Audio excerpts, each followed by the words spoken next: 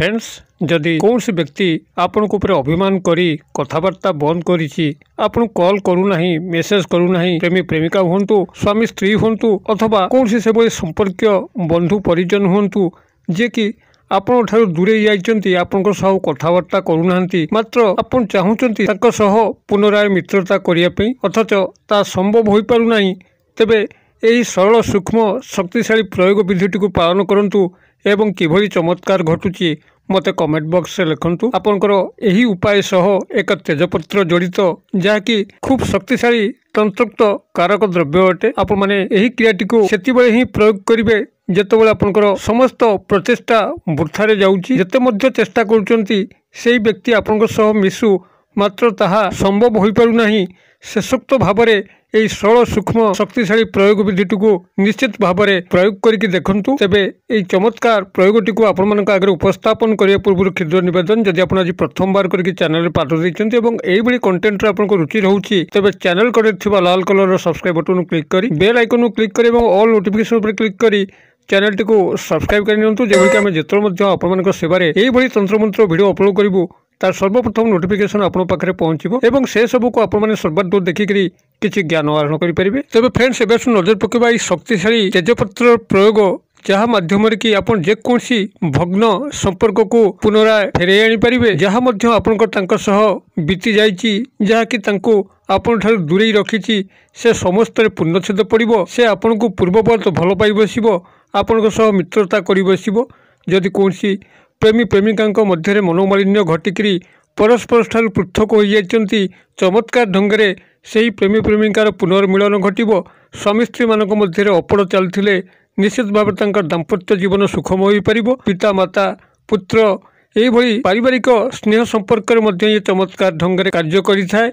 एभली कि जदि आपण शत्रु को चाहिए मित्रतार परिणत करिया पई ताहा मध्य संभव होई परिबो। कोन करिवे एथिपई एही प्रयोगटी को आपण माने जेकोसी दिन पूर्वाह्न भितर ही प्रयोग करि परिबे अर्थात आपनकर प्रत्युषरु दिन दुईटा मध्य आपण माने याको प्रयोग करि परिबे एवं शनिवार दिन को आपण बाद देबे। शनिवार को छाड़ी जेकोसी दिन प्रत्युषरु दिन दुईटा मध्य आपण माने प्रयोग करिवे। स्नान शौच शुद्धपुत होइकरी प्रयोगटी करिवे। जदि स्नान करिवा निहाती असंभव होइताय तबे हाथ गोड़ मुह को धोई देकिरी आपण माने क्रियाटी करिवे। क्रियाटी करिवा पई कि आपन गोटे तेजपत्र ही संग्रह करिया पड़िबो जहाँकि स्वयं संपूर्ण होइतिबो कोन स्थान रे खंडिया खबरा होइनथिबो। गोटे तेजपत्र को संग्रह करिवे। तेजपत्र आपन निश्चित भाव जानिथिबे आपनकर तरकारी पत्र पड़े एवं तादरु बहुत औषधीय जिनस भी तैयारी होइताय। तेजपत्र को आपण माने संग्रह करिकरी शनिवार व्यतिरेक जेकोसी दिन आपण पूर्व दिक को मुख करिकरी एक स्थान रे बसी जांतु। गोटे आसन पकिकी बसीथिबे सम्मुखरे एक पात्र को आणंतु एवं सेत्रे किछि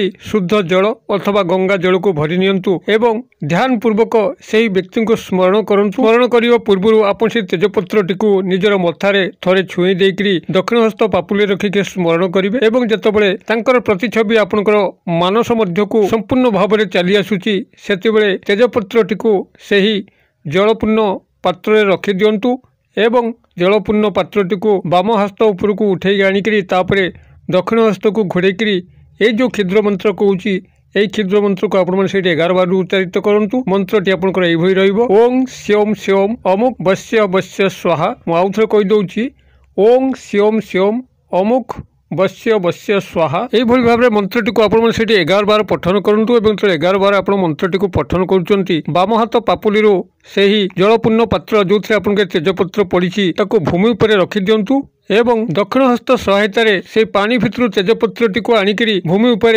सिंचन करंतु। या परे तेजपत्रटी को पुनराय से जलपूर्ण पात्र पकेकरी ताकू नेकरी आपनकर गृह भितर कोन से उच्च स्थान रे रखि दियंतु जेभली कि आपनकर किचन रो स्लैब हो किंबा से कोन सी मेज टेबुल हो एई भली स्थान रे आपण माने याकू रखि देबे। एई भली भाबरे ताको रखि साला परे तापर एक घोड़णी को घोड़े दियंतु। याकू अन्यून कम रे 30 मिनिट पे रखंतु। जब 30 मिनिट आपनकर संपूर्ण हो जाउची सेतबेले एही जलपूर्ण पात्र जोथरे कि आपनकर तेजपत्र पड़िछि ताकू नेकरी आपनकर गृहर बाहरे जेकोसी गछ मूले ढाली देकरी आसंतु। पात्रटी को सफा करी घरे रखंतु। निजर गोड़ हाथ मुह को धोईकरी सेही वस्त्र को ओल्हेकरी आउ नूतन वस्त्र को पिंधि नियंतु। बास एही क्रियाटी को गोटे थर प्रयोग करिकि देखंतु जेभली मध्य तिक्त संपर्क होइताउ ताहा आपनकर पुनराय मधुरतारे परिणत हबो। सेही व्यक्ति नारी पुरुषंक सह आपण पुनराय संपर्क स्थापन करेंगे क्रिएटिव करूँ किभली चमत्कार घटुची मते कमेंट बॉक्स में लिखंतु वीडियोटी भल लगुले लाइक करूँ सांगसाथी महल शेयर करूँ